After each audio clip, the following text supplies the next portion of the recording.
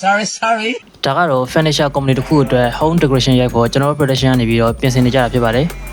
တဲလန်ကိုတော့ shooting စခင်မှာပြောရမယ့် script တွေကိုအစမ်းလေ့ကျင့်ခံရပါတယ်အဲ့ဒါမှကျွန်တော်တို့ shooting ရောက်တဲ့အခါအသေးချာလေးအမှားမရှိဘဲနဲ့ရိုက်နိုင်မှာပေါ့နော် အဆင်ပြေလား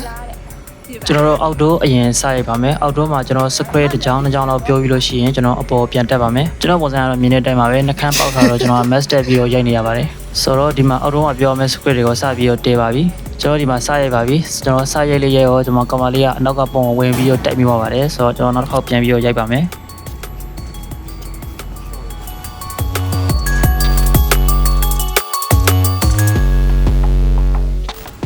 အော်တော့ဘီရိုလေးနည်းနည်းကောက်ပြီးရင်တော့ကျွန်တော်အပေါ်ထပ်ကိုတက်ပြီးတော့ decoration တွေကိုစပြီးတော့ရိုက်ပါမယ်ဒီမှာတော့ကျွန်တော် indoor မှာရိုက်ဖို့အတွက်ကျွန်တော် lighting တွေပြင်ဆင်နေရပါတော့ lighting ကတော့ကျွန်တော်300 watt ကိုကျွန်တော်3လုံးလောက်ကိုသုံးထားတာပါ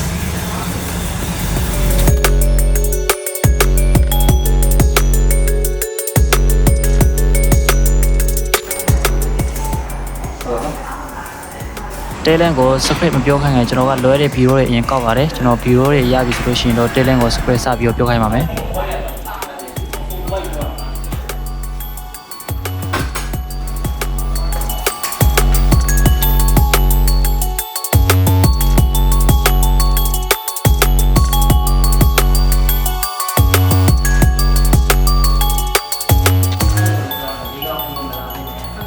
ဒါကတော့ furniture မှာကျွန်တော်ရေသုံးပေါင်းပြီးတော့ပြောရမယ့် script တွေကိုတိုင်ပင်နေရပါ script တွေကအများများနေတော့ကျွန်တော်တချို့ဟာတွေကိုဖေးထုတ်လို့ပဲပေါ့နော်ဆိုတော့ဒီမှာနည်းနည်းတိုင်ပင်လိုက်ပါအောင်မယ်